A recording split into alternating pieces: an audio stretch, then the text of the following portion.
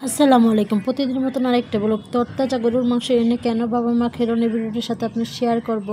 তাই তো আজকে দুপুরের আয়োজন ছিল, বাবা মা দ্বিতীয় দিন আসার পর কী আয়োজন করলাম এটা আপনি শেয়ার করব।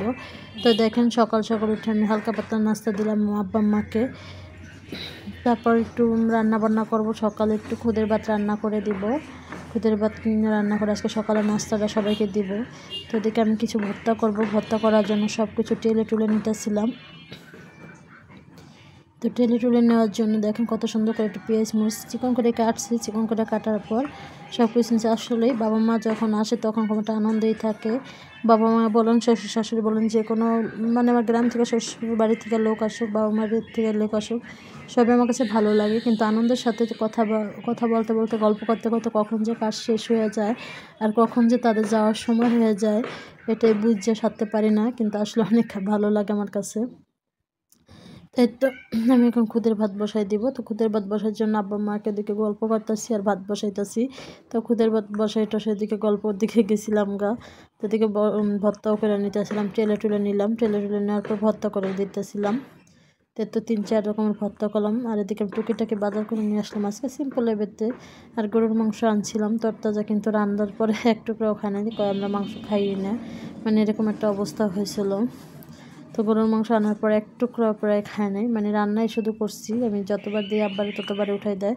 আর চিংড়ি মাছ আনছিলাম, গলদা চিংড়ি মাছ বড়গুলা। তো মাছগুলো আবার রেখে দিলাম। আর এদিকে ডিম সিদ্ধ করে নিয়েছিলাম। তো ডাল বসাই দিলাম। গরুর মাংস আমি রান্নার তাড়াতাড়ি আয়োজন করতেছিলাম।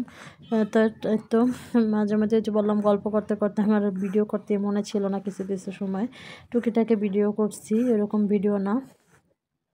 তাতে গরুর মাংস বসাই দিলাম। গরুর মাংস হওয়ার পরে একটু পোলাও চাল রান্না করবো, হাফ 1 পট চালের পোলাও, অল্প একটু পোলাও রান্না করছি। তো দুপুরের আয়োজন এগুলোই ছিল আজকে, সালাদ, চিংড়ি মাছ, ডাল, টমেটো ভাজি, গরুর মাংস। আসলে তরতাজা গরুর মাংস কালার এরকম অন্যরকম হয়ে যায় রান্না করলে। তো দেখেন আমি রান্না, তো এখন আমার আব্বাকে খেতে দিছিলাম। তো আব্বাকে আমি একটু গরুর মাংস দেখেন উঠাই দিলে কেমন করে, গরুর মাংস দিলেতে আব্বা আবার উঠাই দেয়, এক টুকরা মাংস খায় না, আমি একটু গরুর মাংস দিলে আব্বা উঠাই দেয়, বলে খামো না গরুর মাংস খেলে আমার অ্যালার্জির সমস্যা, ডাক্তার না করছে। অনেক কষ্ট লাগছে যে রান্নার পর আব্বা খাইলো না, আম্মাও খায় নাই, যেহেতু আম্মার ডায়াবেটিস এই জন্য আম্মাও খায় নাই কলম। তা যাই হোক, তো দেখেন কত সুন্দর রান্না বান্না হয়ে গেছে। তো এদিকে আমরা খাওয়া দাওয়ার পরে বিকালে একটু চাও বানাইছিলাম অফ ক্যামেরায়, আসলে বললাম না কেউ আসলে আমার ভিডিও করতে সব ভুলে যাই। তো এদিকে বিকালের নাস্তার জন্য জিলাপি আর পেঁয়াজ ও সিঙ্গারা আনছিলাম, আমার জামাই দিয়ে গেছিলো। তো এগুলো আমরা খেতেছিলাম, এর আগে বিস্কিট চা টা খাইছিলাম। তো সবাই ভালো থাকবেন, সুস্থ থাকবেন। ভিডিওটা কেমন চাল্লাম।